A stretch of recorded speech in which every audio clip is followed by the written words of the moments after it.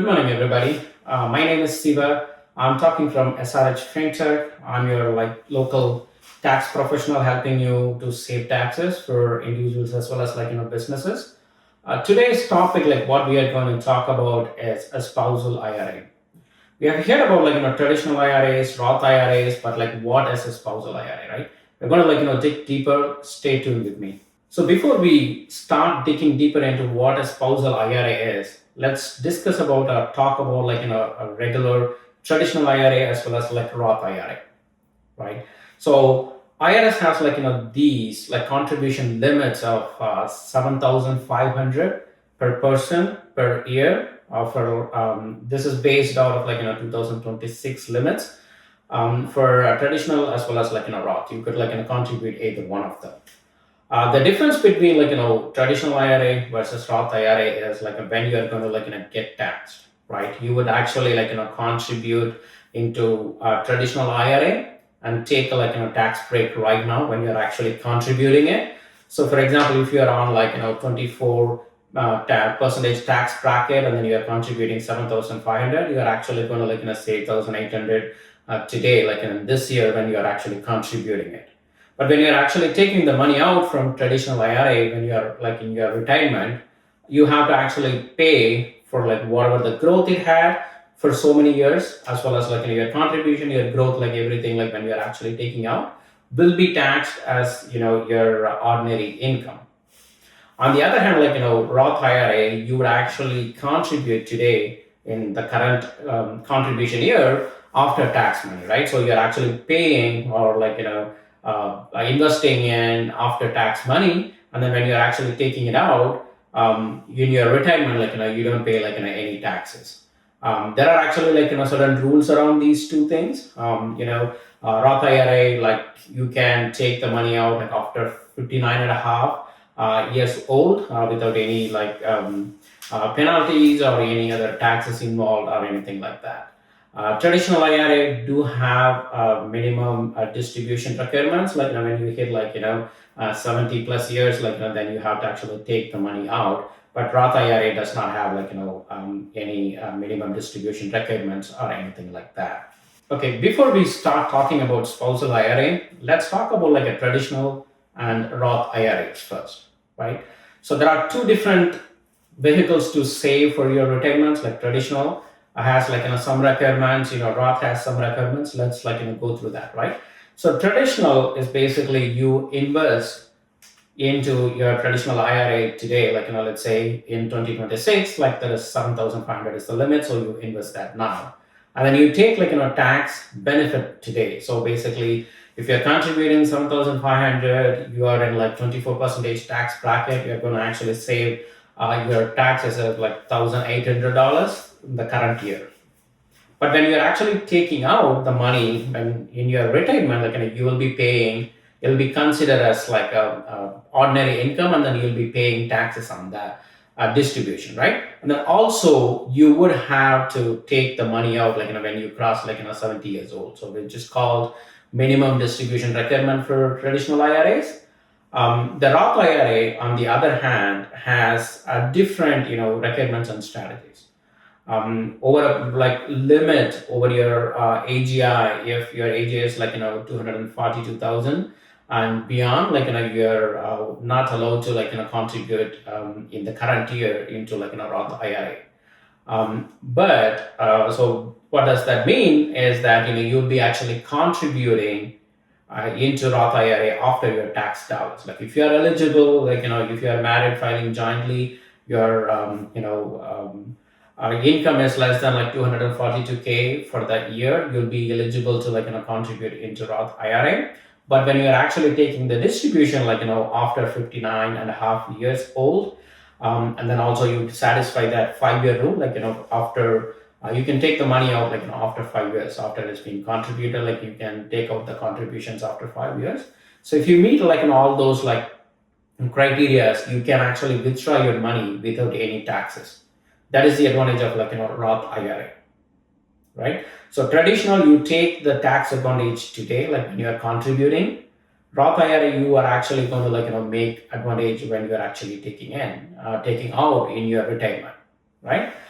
But the thing is, you have to be eligible for both of these, right? Traditional IRA, if your company, your employer is contributing any other 401k or any other retirement plans, you're not eligible to deduct, in the current year, in your taxes. But you can still contribute, there is no limitations on contributing into traditional IRA in the current year. But on the other hand, Roth IRA, you have to meet that income limit, your gross income should not be more than 242, and then it phases out. It slowly starts phasing out, and it ends in 252. Okay, so now let's talk about one critical piece of rule IRS has in play to contribute into IRA. It doesn't matter if it is traditional IRA or a Roth IRA, which is actually going to prevent the spouses or anybody who's not making any money won't be able to contribute. What does that mean, right? So one of the basic requirements for any IRA contribution is it has to be earned. It has to be earned money. So that means you have to work for some employers, or you have to have some kind of income coming into your account for you to contribute into IRA. So that is actually a basic bare minimum requirement IRS has in play for anybody to contribute into IRAs, right? It doesn't matter Roth, or it doesn't matter if it's traditional. So that means if you have a spouse who's not working, that is where the spousal IRA come into play.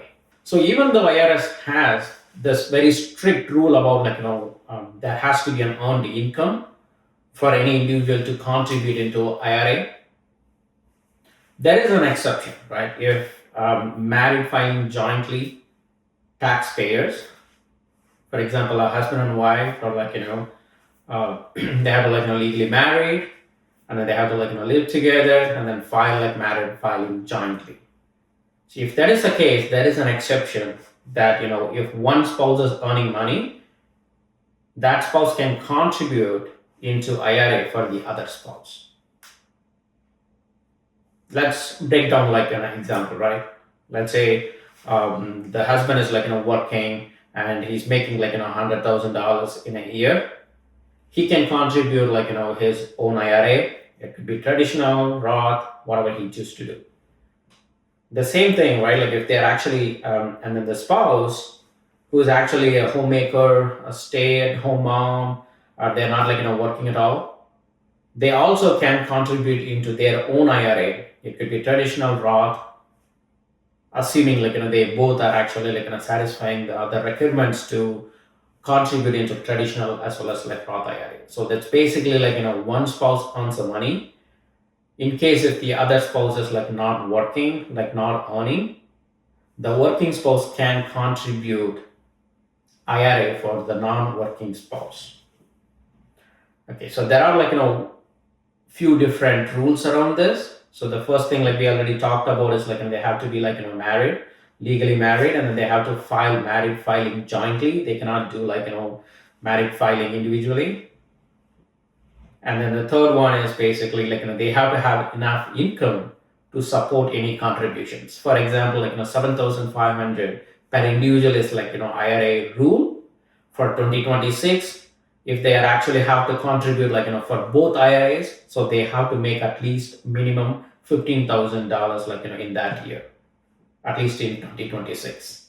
The future it may go up, but as far as in 2026, if they have to contribute for both spouses $7,500, they have to make $15,000 minimum.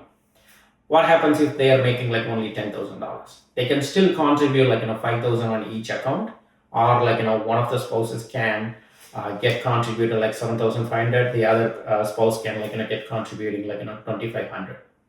Okay, so the exception rule is very simple to understand.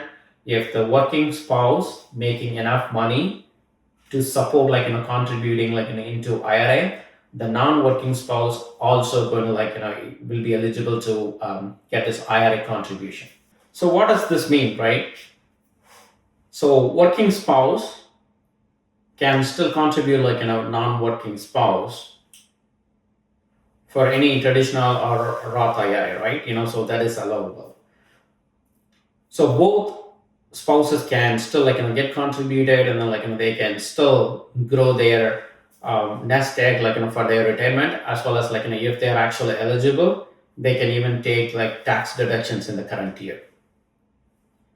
So even if you're considering this for 2025, you can still have time until April 15th of 2026 to contribute for 2025 IRA accounts. So if you do not have that already contributed, you're still thinking about it, you still have some time to go ahead and then open an account, and then you can contribute it. Keep in mind though, individuals cannot have a combined IRA account. There is nothing called a combined IRA account. So each spouse have their own account. They're actually eligible to maintain and manage that individual IRA account. So there is no joint account. So you individually have to open up one for your non-working spouse, and then they can contribute into that. Okay, so that wraps up today's topic.